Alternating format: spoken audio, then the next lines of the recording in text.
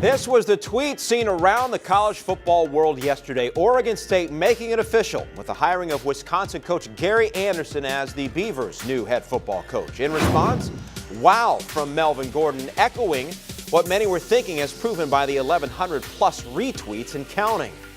Hello everyone, I'm Ray Crawford. After just 2 seasons and an impressive 13-3 Big Ten record, what made Andersen walk on Wisconsin? Here with the latest from SB Nation, Mike Fiammetta. And Mike, what do you make of this sudden departure by Andersen? This is definitely a stunner, I think, not only for Wisconsin Badgers fans, but just the college football world as a whole. Nobody saw this coming, even the way Wisconsin was demolished by Ohio State, frankly, in that Big Ten championship game. Nobody thought anybody's job would be in jeopardy. Nobody thought anybody was going anywhere. It was kind of just, well, that was not how it was supposed to go. Let's move on to the bowl game and Auburn and the Outback Bowl. But here we are, Wednesday, in still early December, several weeks to go before the bowl game, and nobody expected this. You mentioned it was a surprise, no question. So what does it say about this program that's now looking for its second head coach in really less than 24 months? That's what Barry Alvarez has to figure out, and I don't think there's a set answer now. We'll see who Barry Alvarez ends up hiring. We'll see if he'll coach the bowl game. We'll see how the Badgers respond to all this in the bowl game, in the Outback Bowl versus Auburn. If they come out and they play solid, I mean, if they win, it'd be Wisconsin's first bowl win in a while. That would be I think a net positive. If they come out and they get, if Auburn beats them handily, then there's going to be a ton of questions. And we, of course, have to see who Andersen hires, who Alvarez hires. If Alvarez comes out and has another solid hire, people really like Gary Andersen when he was hired, then I think maybe things would cool and people say, okay, let's see how this new coach fares in Big Ten play. But right now, there's a lot of heat going around on Wisconsin saying it's kind of a sidestepping program. It's you go there for 2 years and then you're out. So we'll have to see.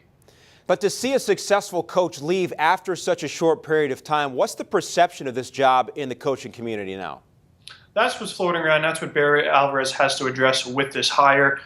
People are questioning if Wisconsin gives its football program enough financial support. Both Andersen and Brett Bielema have intimated that they don't get enough financial support to hold on to their coaches. Brett Bielema said that publicly pretty much after he ended up at Arkansas, that he wanted a little more money to hold on to his assistant coaches to hire and keep them in Madison. And that's kind of, we've heard some rumblings about that with Andersen at Wisconsin now. Also, admission standards at Wisconsin for recruits are known to be a little more stringent than even other Big Ten schools, and that's strictly speaking for the on-field issues, that's a competitive disadvantage that a coach at Wisconsin is going to have to deal with. So those are the issues facing Wisconsin.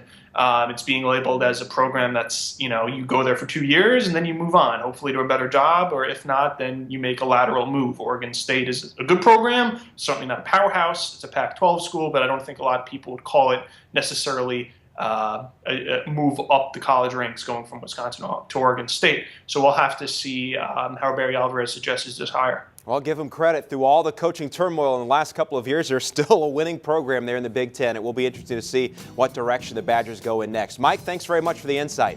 Thanks for having me. The college football playoff coaches meet the media today on Campus Insiders. Hear comments from Saban, Meyer, Helfrich, and Fisher at 5:30 Eastern, live and exclusively on CampusInsiders.com.